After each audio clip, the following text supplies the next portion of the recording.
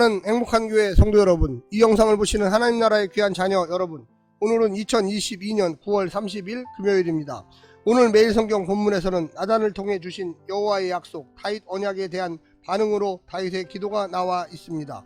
먼저 다윗은 여호와의 놀라우신 은혜에 관해 말합니다. 그리고 여호와의 비교할 수 없는 위대성을 말하고 이어서 여호와의 구원을 받을 이스라엘의 독특한 지위를 언급합니다. 마지막으로 다윗은 여호와께서 자기 약속을 이루어 주시기를 기도합니다.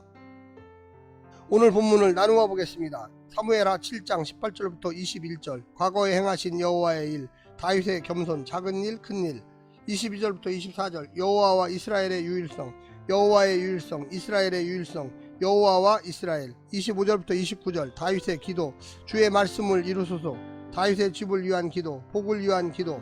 오늘 본문 사무엘하 7장 18절부터 29절 말씀을 듣고 다시 오겠습니다.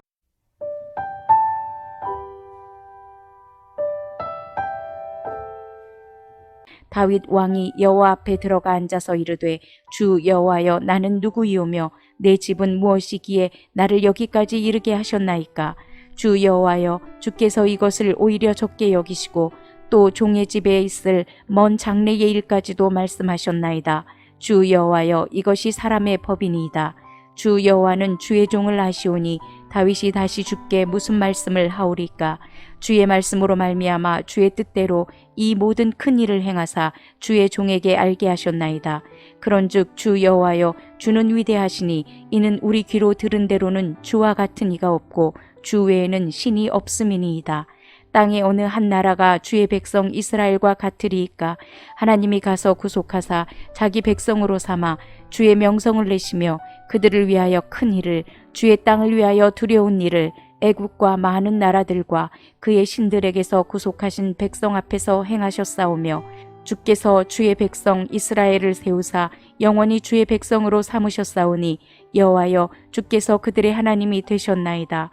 여호와 하나님이여, 이제 주의 종과 종의 집에 대하여 말씀하신 것을 영원히 세우시며 말씀하신 대로 행하사 사람이 영원히 주의 이름을 크게 높여 이르기를 만군의 여호와는 이스라엘의 하나님이라 하게 하옵시며 주의 종 다윗의 집이 주 앞에 견고하게 하옵소서.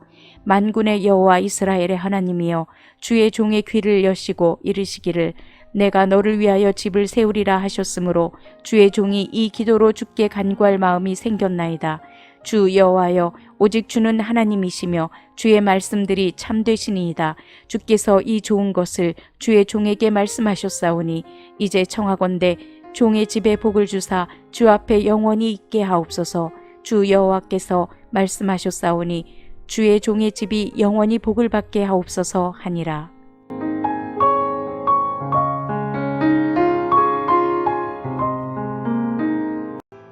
다윗의 기도는 하나님께서 자신에게 주신 약속을 이루어 주시기를 구하는 기도였습니다. 다윗은 하나님의 여러 가지 약속 중 다윗의 집을 세워 주시겠다는 말씀을 기도의 중심 주제로 삼았습니다. 성전 건축을 원하는 기도가 빠진 이유는 주의 뜻대로 행하실 모든 큰일 안에 성전 건축이 포함되었기 때문입니다. 하나님께서 약속하신 바를 이루어 주시기를 기도하는 것은 하나님의 약속을 믿지 못하기 때문이 아니라 약속을 받은 성도가 가져야 할 마땅한 태도이기 때문입니다.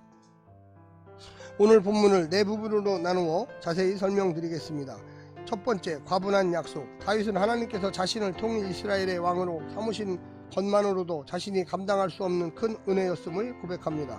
그런데 다시 먼 장래의 일, 즉 다윗의 후손들을 통하여 이루실 강건한 나라의 약속까지 해주시니 몸둘 바를 모릅니다. 이는 다윗 자신의 아이디어로 지금보다 부강한 나라를 만들어 보겠다고 생각했던 것을 부끄럽게 만드는 압도적인 정사진이었을 것입니다. 다윗은 적어도 계획에 있어서는 더는 할 말이 없었습니다.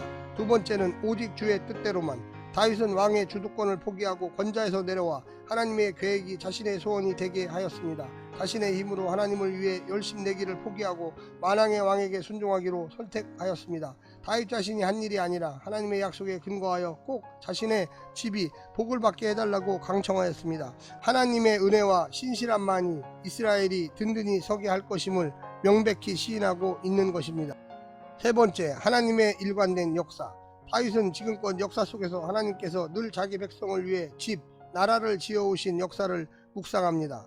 일관된 역사였습니다. 하나님은 자기 백성을 열국의 손에서 구원하여 아무것도 없는 데서 이스라엘 나라를 일구심으로써 스스로 당신만이 참 신임을 입증하셨습니다. 다윗, 그는 묵상을 통해 자기보다 더 큰 하나님의 세계를 보았고 자신의 열정보다 더 뜨거운 열정으로 자기 백성을 사랑하시는 것을 보았고 자신의 계획보다 더 뚜렷하고 지혜로운 계획으로 역사를 주장하시는 주권자를 보았습니다. 마지막 네 번째는 하나님이 세우시는 지부의 축복. 이제 다윗이 구할 것은 단 하나뿐이었습니다. 주의 뜻대로, 주의 방식대로, 주께서 원하시는 때에 주께서 기뻐하시는 사람들을 통해 주의 나라를 이루어 달라고 구하는 것입니다. 그는 45회나 하나님을 당신, 개역 성경에는 주라고 부르면서 아주 기꺼이 인격적으로 지원하는 마음으로 하나님의 뜻과 계획에 자신을 던지고 있습니다. 그것이 진정한 복의 길임을 알고 있었던 것입니다. 사랑하는 성도 여러분, 다윗처럼 하나님의 뜻을 깨달아 순종하시고 성령의 능력받아 이 땅에서도 앞으로 올 하나님 나라에서도 큰 위대한 인물들이 되시기를 간절히 부탁드립니다. 오늘 하루도 승리하십시오. 샬롬.